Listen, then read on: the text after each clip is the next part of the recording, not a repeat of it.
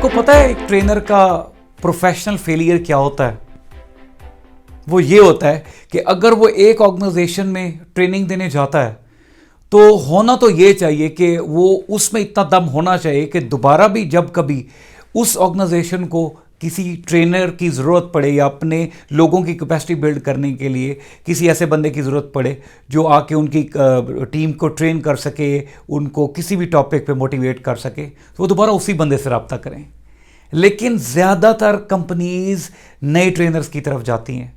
और उसकी main reasons में से सबसे बड़ी और इम्पॉर्टेंट एक रीज़न जिसको मैं प्रोफेशनल फेलियर कहता हूँ उस ट्रेनर का, वो ये होता है कि वो ओल्ड पैटर्न, ओल्ड स्टोरीज, घिसी पटी स्टोरीज, वो सेम कंटेंट जो आज से 20 साल पहले भी वो एक ही कंपनी में सेम ट्रेनिंग पे वो करता था, उसको चलाता था, आज भी उसी तरीके से उसी एक्टिविटीज़ को दोबारा रिपीट कर करके उसको देता है। और ऑर्गेनाइजेशन डेफिनेटली यही सोचती है कि इसका अगर अपना पैटर्न चेंज नहीं हुआ, अपना पैटर्न तब्दील नहीं किया, तो ये हमारी ऑर्गेनाइजेशन में क्या चेंज लाएगा, हमारे लोगों में क्या चेंज लाएगा। सो फॉर गॉड सेक, इस पैटर्न पे काम करने के लिए मेरी आप लोगों को स्मार्ट टिप ये है, एक ट्रेनर के लिए जैसे एक डॉक्टर के लिए सारी जिंदगी उसको पढ़ना पड़ता है,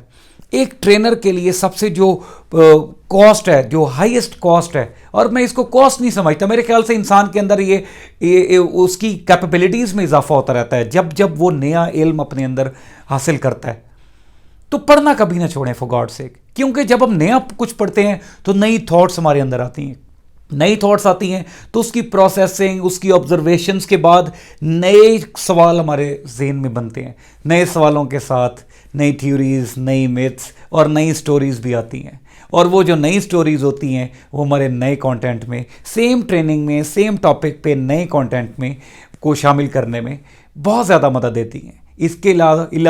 अलावा आप अपनी ऑब्जर्वेशंस को, इसलिए मैंने कहा था कि आपका 24/7/365 एक ही टारगेट होना चाहिए कि आप कहीं भी हैं, किसी भी जगह पे हैं, whether you are in friends, whether you are in mall, whether you are with family, या कहीं भी हैं, ऑब्जर्वेशन को हमेशा रखें, क्योंकि यही चीज़ें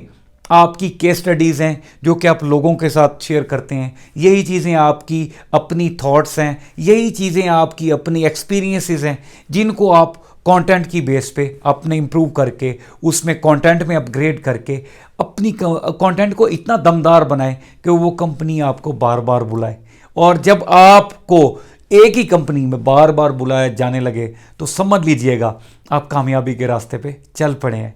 तो इसके अलावा एक और चीज़ भी मैं आपको बड़ी स्मार्ट टिप देता चलूँ, सफ़र वसीला ज़फ़र होता है। आप सल्लम ने भी सफ़र करने के लिए ताकीद की, हमारे हिस्ट्री में भी